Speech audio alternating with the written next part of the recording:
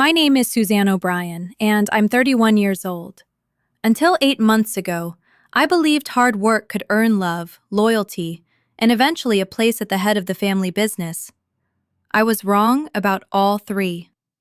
Looking back now, I realized the warning signs had been there for years. I simply mistook sacrifice for security. Thunder Automotive wasn't just where I worked, it was where I grew up. My grandfather built the custom performance shop in 1987, and every childhood memory I have smells like motor oil, welding smoke, and fresh cut steel. While other girls spent weekends at shopping malls or birthday parties, I stood beside my father, learning torque specifications, engine diagnostics, and why one tiny mistake inside an engine could destroy thousands of dollars worth of work. I loved every second of it. Machines made sense. They never lied. If something failed, there was always a reason. People weren't nearly as simple. By 12, I could diagnose engine problems simply by listening to the idle. By 16, customers regularly assumed I was one of the senior mechanics because I rebuilt engines with a precision many grown technicians admired. Instead of feeling offended, I felt proud. Every compliment felt like another brick laid toward the future my father constantly promised. One day, Dad always said while wiping grease from his hands, "This place will be yours." Those words became the foundation of my entire adult life. My younger sister, Claire O'Brien, couldn't have been more different. She hated getting dirty. She complained whenever she had to walk through the workshop because the smell clung to her expensive clothes. While I learned welding, fabrication, suspension geometry, and custom tuning, Claire learned branding, photography, and social media marketing in college. There was nothing wrong with that. What hurt was watching our parents slowly convince themselves those skills mattered more than mine. After graduation, I joined Thunder Automotive full-time. Dad explained the salary couldn't match market rates because every extra dollar stayed inside the business. "Think long-term," he would tell me. "I am," I'd answer. For 8 years, I worked between 70 and 80 hours nearly every week for just enough money to survive. Experienced custom fabricators with my background earned almost double elsewhere, but I never complained. Every missed holiday, every canceled vacation, every broken relationship felt like another investment toward the business I believed I'd someday inherit. Meanwhile, Claire worked roughly 20 hours each week. Officially, she handled marketing. Unofficially, she posted photos beside projects I had spent months creating. Whenever one of my custom builds was completed, she'd pose next to it wearing spotless clothes, upload a smiling picture, and write captions like, "Another incredible Thunder Automotive masterpiece. So proud of everything our team creates." Thousands of likes poured in. Customers complimented her creativity. Nobody realized she'd spent less than 5 minutes near the vehicle. Thunder Automotive wasn't a struggling garage. We generated well over $1 million annually. 6 experienced mechanics, 2 apprentices, months of booked projects, and a reputation throughout the region for building cars other shops couldn't. Most of that reputation rested on work that had passed through my hands. Complete restorations, turbocharged muscle cars, hand-built fabrication, race-ready suspension systems, engine swaps that magazines occasionally featured. Whenever impossible jobs arrived, they landed on my lift. Dad handled meetings, Claire handled Instagram, I handled everything else. Even our employees quietly knew it. Carlos once joked while we were finishing a complicated fabrication project after midnight, "If Suzanne ever leaves, this place is finished." We both laughed. At the time, neither of us imagined how true those words would become. The biggest project of my career arrived the previous Christmas. A successful software entrepreneur ordered 3 fully customized classic street rods worth hundreds of thousands of dollars. For nearly 3 months, I practically lived inside the workshop. There were nights I slept on an old couch because driving home for 4 hours of sleep made no sense before returning at sunrise. Every bracket, Every weld, every engine setup, every handcrafted panel, every tiny detail passed through my hands. Claire's contribution consisted mainly of filming short videos while smiling beside unfinished cars. When delivery day finally arrived, the customer walked slowly around each vehicle in complete silence. Then he looked directly at my father. "I've commissioned custom cars across 3 states," he said. "I've never seen craftsmanship like this." He handed Dad an envelope containing a $15,000 cash bonus. "You earned this." I smiled despite the exhaustion. Surely Dad would share it with the team, especially after watching me sacrifice almost everything for months. That evening, I finished cleaning the workshop and drove home alone. Halfway there, my phone buzzed. Claire had uploaded photos from the city's most expensive steakhouse. Champagne, lobster, smiling beside our parents, celebrating another huge Thunder Automotive success. Hard work always pays off. I stared at the screen for nearly a minute. No invitation, no thank you, no mention of the person who had actually built the cars. Ethan found me sitting in my apartment with the lights off. He quietly placed dinner on the table before sitting beside me. "You didn't go celebrate?" "They forgot." He studied my face. "No," he corrected gently. "They chose not to invite you." I wanted to argue. Instead, I changed the subject, because admitting he was right hurt too much. A few months later, an ordinary Tuesday changed everything. I stayed late installing a turbo system for a customer's Mustang. Around 9 that evening, I needed the company's insurance policy number to complete paperwork. Dad's office was unlocked. That almost never happened. While searching through the filing cabinet, a manila folder caught my attention. Succession planning, confidential. My stomach tightened instantly. I should have closed the drawer. Instead, I opened the folder. Inside were legal documents transferring 100% ownership of Thunder Automotive to Claire on Dad's 60th birthday. Not shared ownership, not equal shares. Everything. The buildings, equipment, accounts, customer contracts, every asset. Every piece of the company I'd spent nearly a decade helping build. My heartbeat became painfully loud. Then I found the emails. Months of conversations between Dad, Mom, and their attorney. One sentence stopped me cold. "Suzanne is talented enough to find work elsewhere. Claire needs complete authority without interference." Another document carried the heading, "Employee Transition Plan." My hands started shaking. 6 months after Claire officially inherited the business, I would be terminated. Not because of poor performance. Not because the company couldn't afford me. Simply because Claire needed to establish leadership without my presence. They had already planned my replacement. 8 years. Thousands of unpaid overtime hours. Every sacrifice, every promise, every birthday missed. Every relationship that ended because work always came first. None of it had mattered. To them, I wasn't the future of Thunder Automotive. I was disposable. Tears blurred the pages, but I forced myself to keep reading. Every email removed another illusion I'd carried since childhood. They weren't making a difficult business decision. They had been planning this for months.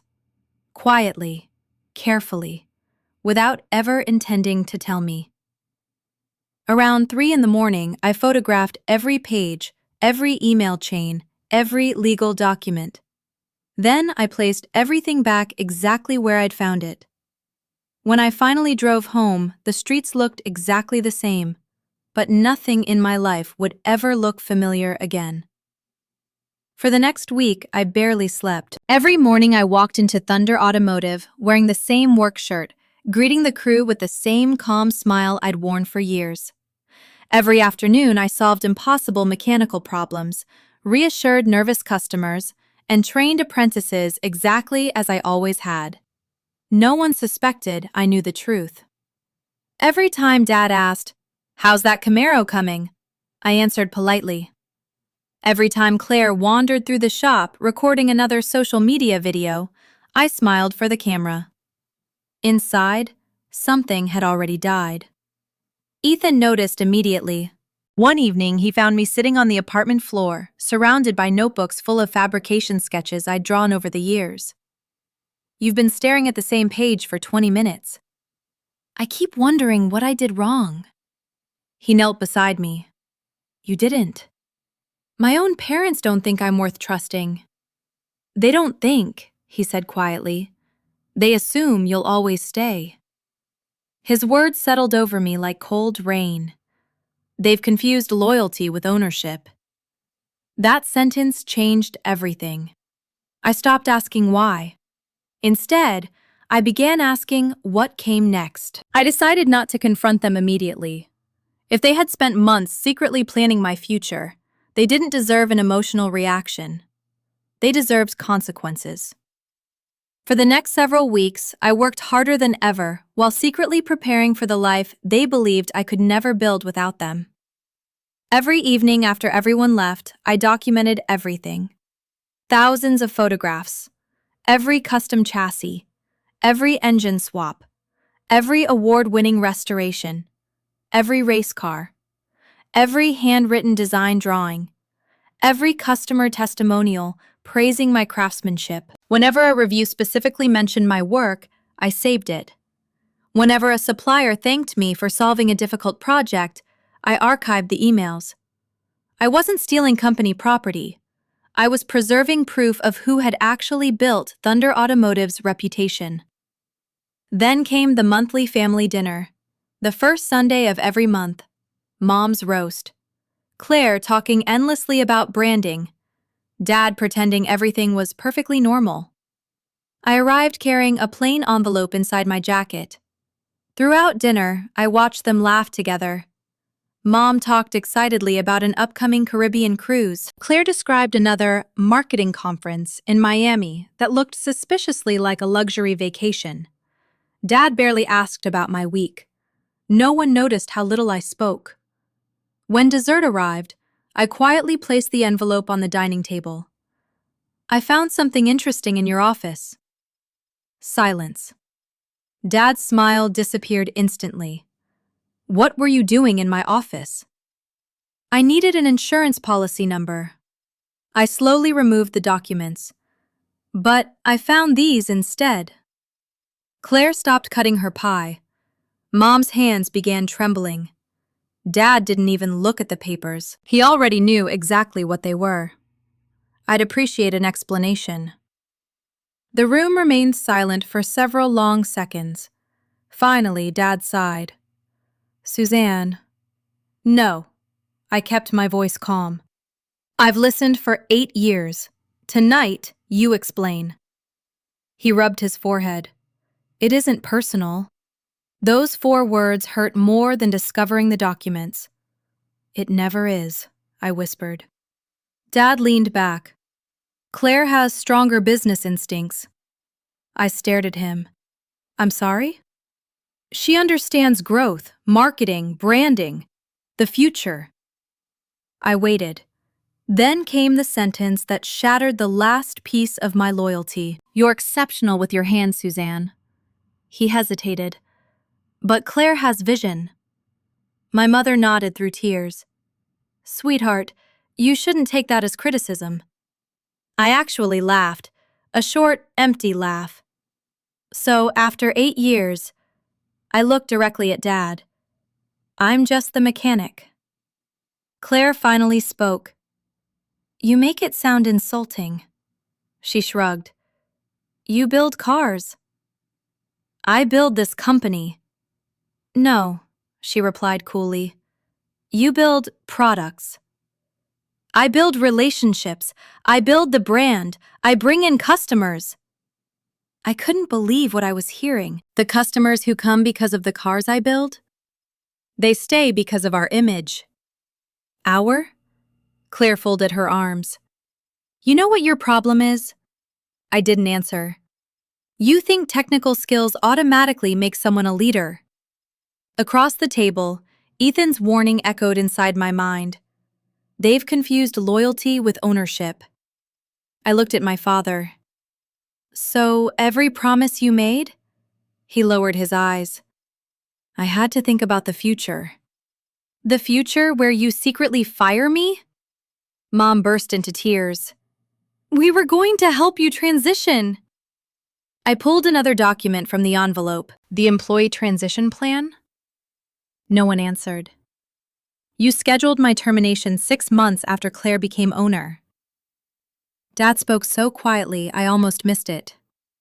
She needs to establish authority. I stared at him. My existence threatens her authority? Claire rolled her eyes. You'd constantly undermine me. I'd be fixing your mistakes. Suzanne! Mom slammed her hand on the table. Don't talk to your sister like that. Something inside me finally became perfectly calm. Not angry, not heartbroken, just finished. I slowly gathered every document. You know what hurts most? No one answered. It isn't losing the business. I looked at each of them one by one. It's realizing none of you ever believed I deserved it. Dad stood. Suzanne, don't leave like this. I already left. He frowned. What does that mean? It means tonight is the last family dinner I'll ever attend. I picked up my coat. Mom sobbed behind me. Dad called my name. Claire said nothing. As I reached the front door, Dad spoke one final sentence. You'll regret throwing away your family. Without turning around, I answered quietly, no. I regret spending 8 years trying to earn one. I walked into the cold night. Ethan was waiting beside the truck. He didn't ask what happened. He simply took my hand. For the first time in weeks, I felt strangely peaceful. Because the hardest part was finally over. Now, I could start planning.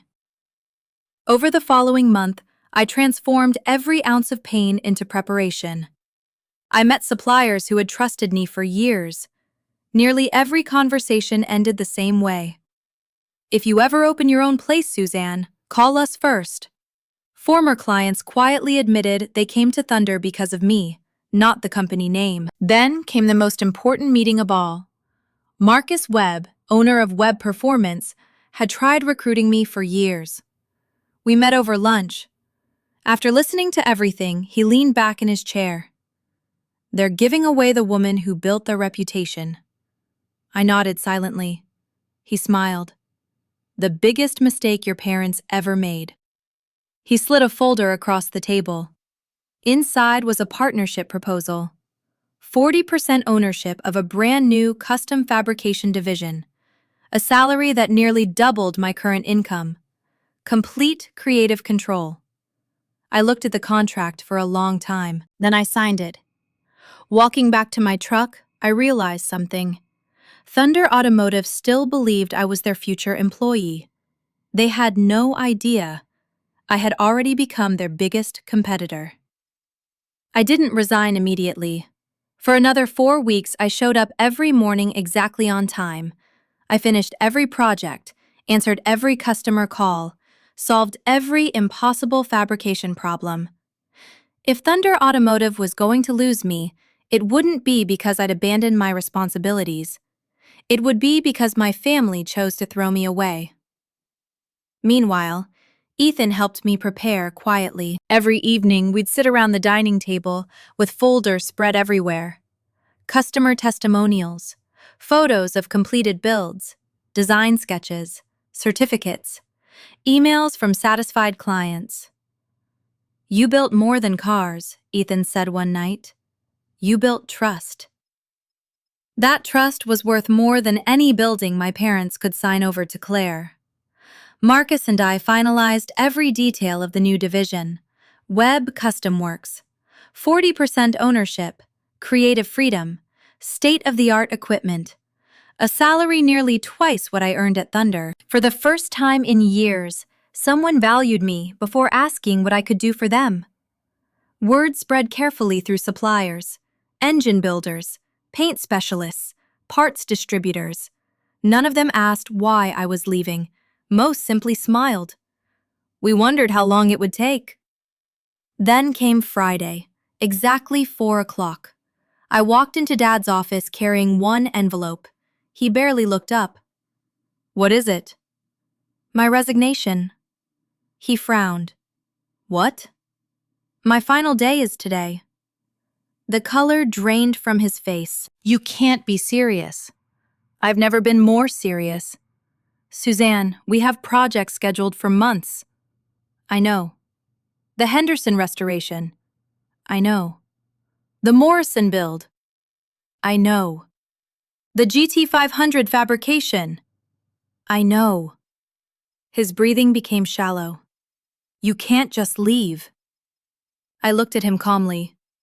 "You already planned for me to leave." "That was different." "Was it?" He stood quickly. "We can change things." I almost smiled. "Can you change 8 years?" "No." "Can you change the documents?" He remained silent. "Can you change the fact that you trusted Claire to inherit everything while planning to fire me?" Again, silence. "I think we're finished here." I collected my toolbox, every wrench, every measuring tool, every welding helmet, every piece of equipment I'd personally purchased over the years. Several mechanics quietly watched me. Carlos looked devastated. I wish this wasn't happening. So do I. Claire finally appeared just as I reached the parking lot. "So you're really quitting?" "I am." She folded her arms. "Good luck surviving without Thunder." I looked at her for a long moment. "You'll need the luck more than I will." Then I drove away. By Saturday morning, my phone wouldn't stop ringing. Dad, Mom, Claire, voicemail after voicemail. I ignored every one. Carlos eventually texted, "It's chaos. Nobody knows how to finish your projects." An hour later, another message arrived. "Customers are demanding to speak with you." By Monday, Dad was standing outside my apartment before sunrise. He looked exhausted.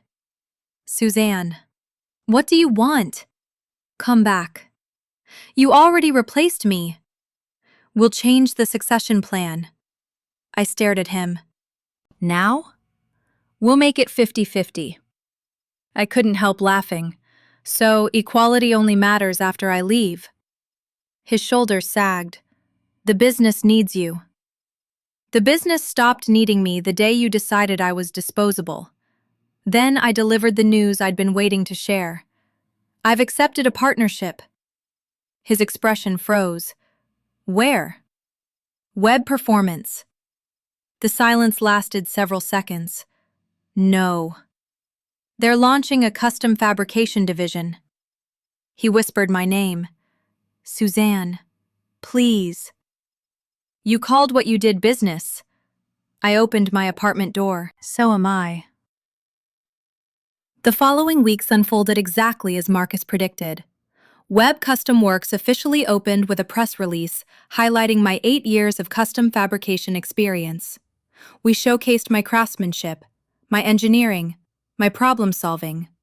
Without mentioning Thunder once, everyone knew where those builds had been created.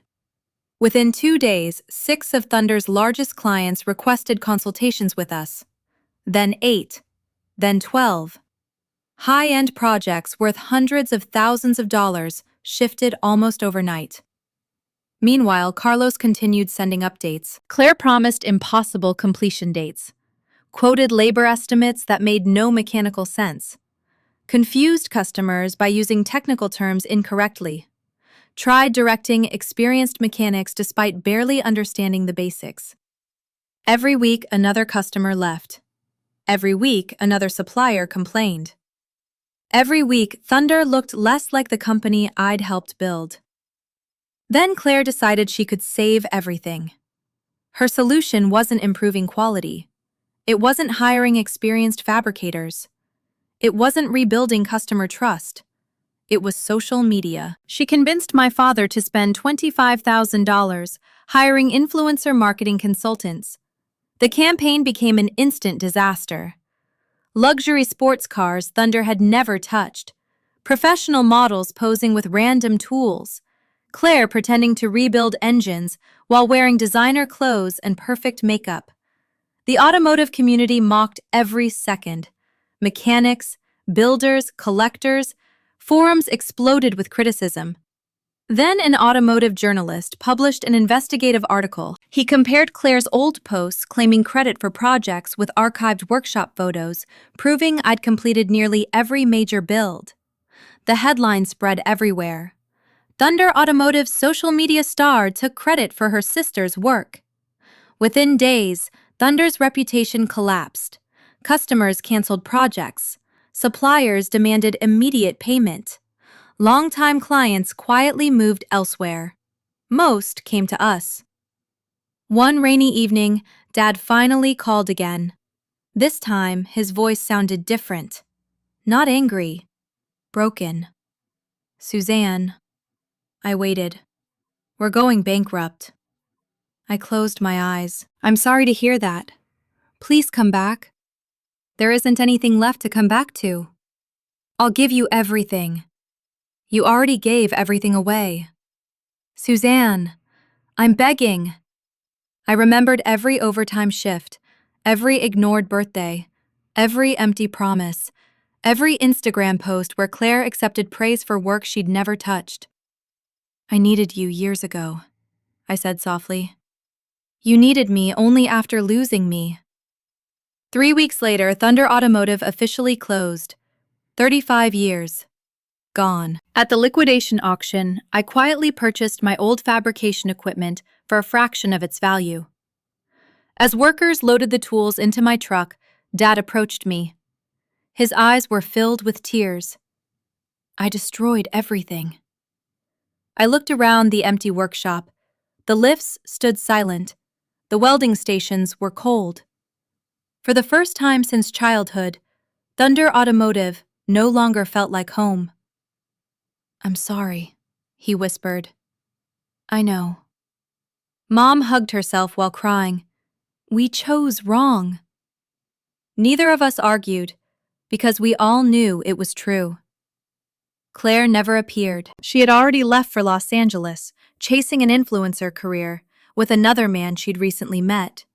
She didn't attend the auction. She didn't call our parents. She simply disappeared when there was nothing left to inherit. Today, Web Custom Works is booked nearly a year in advance. Marcus recently increased my ownership stake, and we're expanding faster than we imagined. Ethan is still beside me. He was right from the beginning. My family confused loyalty with ownership. They believed I'd never leave because I loved what we built. They forgot something important. A business isn't its building. It isn't its logo. It isn't even its name. A business is the people whose talent earns customers' trust. They gave away the title. They lost the person who made the title valuable. In the end, I didn't destroy Thunder Automotive. They did. I simply stopped carrying it on my shoulders.